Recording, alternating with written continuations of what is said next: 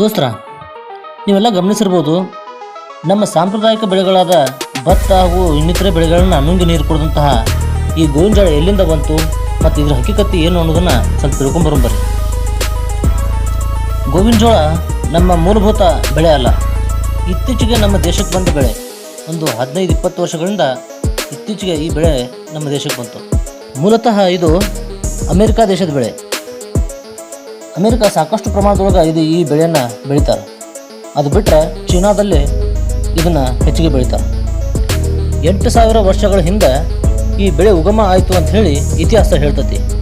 Columbus ಅನ್ನುವಂಥವ ಒಬ್ಬ ಒಂದು ದೇಶದಿಂದ ಇನ್ನೊಂದು ದೇಶಕ್ಕೆ ಹೋಗಿ ಸಂಚಾರ ಮಾಡೋ ಸಮಯದೊಳಗೆ ಕ್ಯೂಬಾ ದೇಶದೊಳಗೆ ಈ ಬೆಳೆನ ಅವ ಗುರುತಿಸ್ತಾನೆ.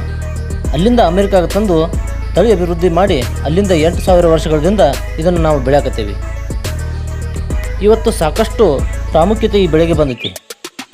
ಇದಕ್ಕೆ ಕಾರಣ ಏನಂತಂದ್ರೆ, ಇದು ರೈತರಿಗೆ ಸುಲಭವಾಗಿ ಬೆಳೆಯುವಂಥ ಬೆಳೆ, ಮತ್ತು ಇದರ ಬೀಜಗಳನ್ನ ಸಾಕಷ್ಟು ಮಲ್ಟಿನ್ಯಾಷನಲ್ ಕಂಪನಿಗಳು ನಮ್ಮ ದೇಶದೊಳಗೆ ಇವತ್ತು ಸರಬರಾಜು ಮಾಡಕತ್ತವ. ನಮ್ಮ ಭತ್ತ ಮತ್ತು ಕಬ್ಬಿಗಿಂತ ಕಡಿಮೆ ನೀರಿನೊಳಗೆ ಈ ಬೆಳೆನ ಬೆಳಿಬೋದು. ಬೇರೆ ಬೆಳೆಗಿಂತ ಈ ಬೆಳೆ ಕೆಲಸ ಕಡಿಮೆ ಅನ್ನೋದು ಒಂದು ಕಾರಣ ಆಗಿರ್ಬೋದು.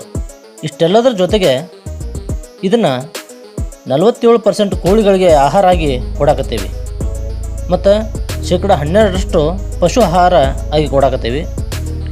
ಇದರ ಜೊತೆಗೆ 23%ನಷ್ಟು ನಮ್ಮ ದೇಶದೊಳಗೆ ಮಾನವನ ಆಹಾರಕ್ಕಾಗಿ ಈ ಗೋವಿನ ಜೋಳನ ಬಳಕೆ ಮಾಡಕತ್ತೀವಿ. ಇಥನಾಲ್ ಪ್ರೊಡಕ್ಷನ್ಗಳಿಗೂ ಈ ಗೋವಿನ ಜೋಳನ ಬಳಕೆ ಮಾಡಕತ್ತಾರ. ಅಡೆಸಿವ್ ಅಂದ್ರೆ ಗಮ್ಗಳನ್ನ ತಯಾರು ಮಾಡಲಿಕ್ಕೂ ಈ ಗೋವಿನ ಜೋಳನ ಬಳಕೆ ಮಾಡತ್ತಾರೆ. ಇಂಡಸ್ಟ್ರಿಯಲ್ ಬಳಕೆ ಒಳಗೂ ಇದೇನು ಕಡಿಮೆ ಇಲ್ಲ. ಜೊತೆಗೆ ಟೆಕ್ಸ್ಟೈಲ್ ಇಂಡಸ್ಟ್ರಿಗೂ ಬಳಕೆ ಆಗತ್ತತಿ.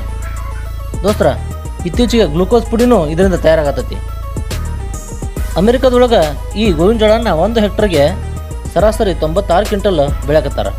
ಅಂದರೆ 2.5 ಎಕರೆಗೆ 40 ಕ್ವಿಂಟಲ್ 1 ಎಕರೆಗೆ ಸುಲಭವಾಗಿ ಬೆಳೆಯಕತ್ತಾರ. ನಮ್ಮ ದೇಶಕ್ಕೆ ಈ ಗೋವಿನ ಜೋಳ 47ರಿಂದ 55 ಮಿಲಿಯನ್ ಟನ್ ಬೇಕಾಗೈತಿ. ಆದ್ರೆ ನಮ್ಮ ರೈತರು ಇವತ್ತು ಉತ್ಪಾದನೆ ಮಾಡ್ತಿರೋದು 30ರಿಂದ 32 ಮಿಲಿಯನ್ ಟನ್. ಅಂದ್ರೆ ಇನ್ನೂ ನಮ್ಮ ದೇಶಕ್ಕೆ ಸಾಕಷ್ಟು ಈ ಗೋವಿನ ಜೋಳ ಬೇಕಾಗೈತಿ. ಇನ್ನೂ ಇಂಥ ಮಾಹಿತಿಗಳನ್ನು ಸಾಕಷ್ಟು ಕೊಡ್ತಿರ್ತಾನೆ. ವಿಡಿಯೋ ಇಷ್ಟ ಆಗಿದ್ರೆ ಚಾನಲ್ನ ಸಬ್ಸ್ಕ್ರೈಬ್ ಮಾಡ್ಕೊಡ್ರಿ.